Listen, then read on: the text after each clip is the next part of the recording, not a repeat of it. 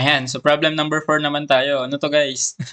parang parang short story na yata to, no? Parang ang haba, nakakatamad basahin. Pero nung lumabas na sa exam namin, kagandahan, no? Itong statement kasi na nandito, parang inexplain na lang yung nangyari sa figure eh. And nung lumabas tong nilabas tong problem na to sa amin, mayroong figure naman that time. Hindi ko lang siya nilagay dito para i-practice na rin natin kung paano mag-interpret ng mga problems. Pero supposedly, dapat may figure dito and given na rin yun ng exam ko. Hindi ko lang siya nilagay dito. Okay, sige, basahin ko muna. Ang haba nito, parang nakakapagod. Pero sige, switch on muna kayo dyan. Basahin ko muna. So sabi dito, the traffic pattern for airplane into Naias Airport is over the heart of the downtown. Wow. parang Parang ang lalim naman ng mga words dito. May pa over the heart of the downtown pang nalalaman. Joke lang. So therefore, there are restrictions on the heights of new construction. Parang sinasabi kasi dito na ano eh, parang yung NAIA daw, ganyan, parang yun yung isa sa mga pinaka busiest na airport sa Pilipinas, ganyan, sa city. And ayun, meron daw restriction na sa height, no? Ng mga bagong constructions. And sabi dito, the owner of an office building wishes to erect a microwave tower on top of the building.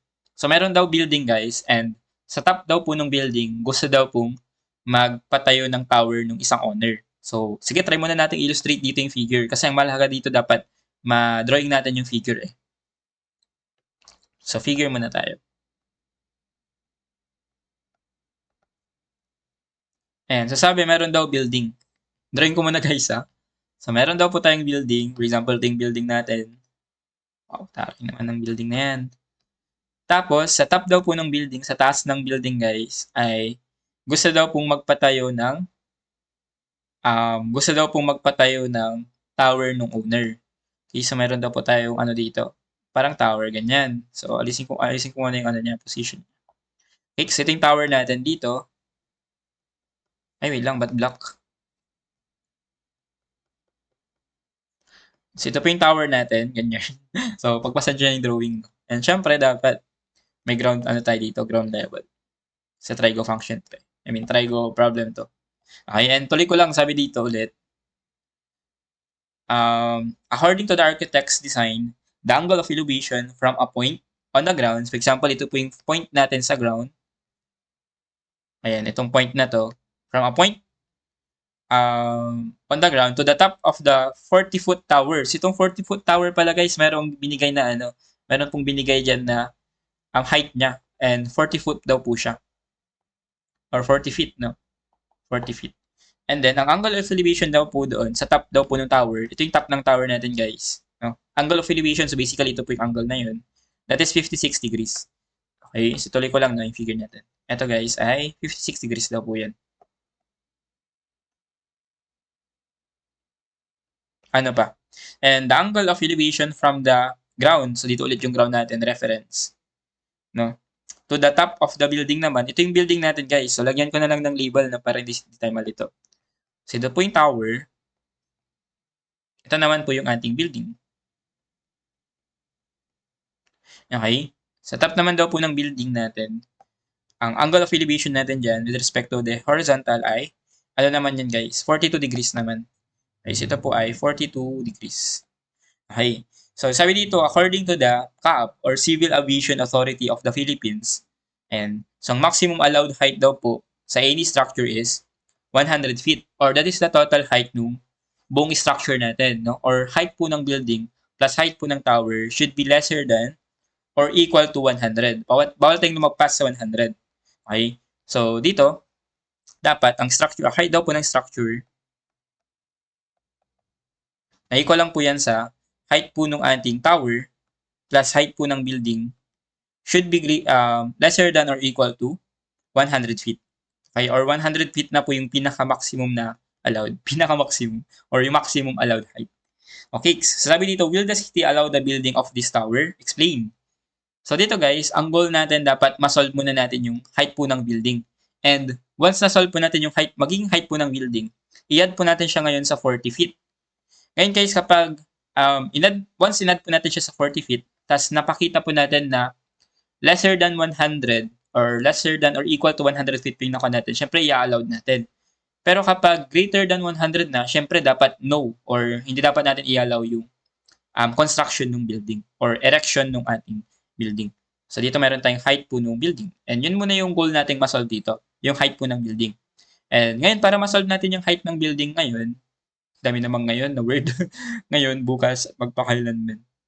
Kailangan lang natin ng, mag-trigo function lang tayo guys. Pero ano kayang trigo function yung magagamit natin? So dito ano lang tayo, tangent function lang tayo. So kapag nag-tangent function tayo guys, di ba TOA po yan? Kailangan po natin ng opposite side tapos adjacent side. For the opposite side guys, ito po yun, yung opposite side natin. Okay? And adjacent side naman natin, ito po yung adjacent side. Okay? So therefore dito, pwede natin i-consider itong kabuang, ayan, yung kabuang height po ng structure natin. Ito po yung triangle na yun. And then mag-tangent function po tayo ngayon. Tapos another one is ito po.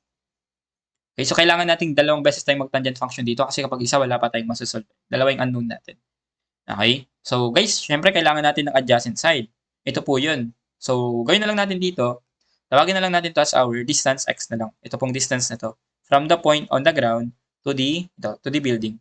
Tawagin na lang po natin to as distance x. Ayan. Tapos pwede na tayong dito, trigo function or tangent function. So dito guys, consider muna natin itong malaking triangle dito. We have tangent po ng, lagyan ko ng drawing. Itong orange. Ayan. Angle po niyan 56, no? So basically, tangent po ng 56.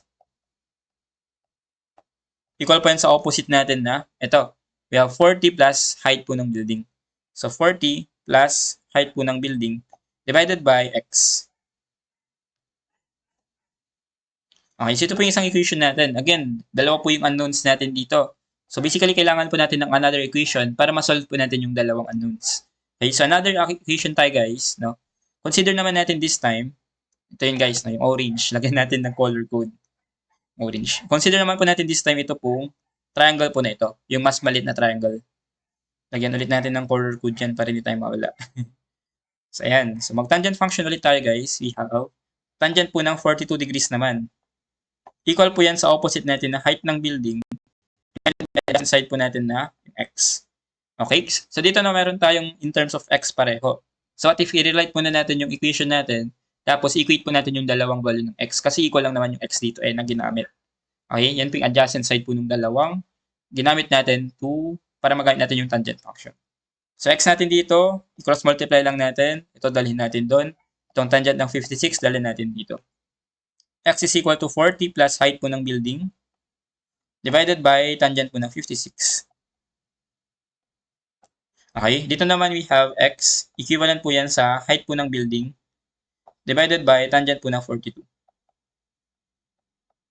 Tapos ayun, i-equate lang po natin yung dalawa. X is equal to x. Equate lang natin itong dalawang to. Masasolve na po natin yung height ng building. And mako-compare na natin guys kung i-allowed ba natin or hindi yung erection ng building. Okay, so ito guys, solve natin yung magiging value ng x or magiging value ng height ng building. Ang laki pala ng figure natin. Pagkasyahin muna natin guys. Okay, so height po ng building natin dito, solve lang natin. Ayan. So we have here 40 plus height ng building. 40 plus x divided by, tangent ng 56. Equal po yan sa height po ng building, that is x, divided by tangent po ng 42. Anong vocabulary yun? So dito mag-shift solve lang tayo, no? Shift solve for x. Masasolve natin sa x na equal po yan sa 61.87. X po natin 61.87 feet, tama ba? Or approximately, ang height po ng building natin ay 62 feet. Ayan, so meron na tayong na-solve na height ng building. Ang kagandahan dito, sa apat po na choices sa binigay, isa lang naman yung nagbigay sa atin ng 62 feet. So sabi dito, the height of the building sa letter A, yes, the height of the building is 42 feet. Di mali na po yan. Dito naman 56, mali na rin. 75, mali na rin. So letter D natin guys, binigay po yung tamang height ng building, that is 62 feet. Na yan po yung na-solve natin. Pero completein muna natin yung buong solution natin dito. Okay, kasi height lang po ng building yan So, nasolve na natin yung height ng building. That is 62 feet. So, therefore, ang total height po ng structure natin ay, ilan yan guys? We have 40 plus 62. Na-equal po yan sa 102. Height po ng structure natin ay 102 feet. Lang. Namuk. So, check natin kung tama ulit yung statement. Ayun, yung total of 102 feet. Ay, so 62 times 102, tama. Pero may sinabing statement dito no. So, no nga ba or yes? Baka ano lang yan, no? Baka panglito lang yan, ganyan. So, ang titignan natin, yung total height ng building natin, guys, is 102 feet. And as you can see, this exceeds the limit, no, from, ka-up, binigay sa ka-up, na dapat 100 feet lang po yung maximum. So, therefore, no tayo. Hindi natin i-allow yung erection ng building. Ay, naalamok ako, guys. Malamok ba sa inyo? Or dito lang? Ayan. So, no. Kasi ang nasolve natin na height ng building ay 62 and ang total height po natin ay 102. So, yun lang naman guys, medyo humaba siya kasi didiscuss pa natin, binasa pa natin yung habang problem. Pero guys, sabi ko nga, itong figure na to, given po ito sa mismong exam. Okay, so given po ito sa exam namin noong November 2025. Ayan, given po ito. Ay, may paganyan pa. Okay, so yun lang naman guys for our problem number 4. I hope na nakatulong. I hope po na nakatulong. Parang basic nyo lang ata to And siguro kapag mga ganitong choices, huwag nyo palampasin, no, kapag dating sa board exam. Kasi basic trigo lang po ito. And sa trigonometry guys, no, baunin nyo yan pagdating sa board exam. Kasi gamit na gamit po yan. Hindi lang sa MSTC, pati na rin sa ibang subjects. Okay, so yun lang naman. And see you guys sa problem number 4. Thank you for watching.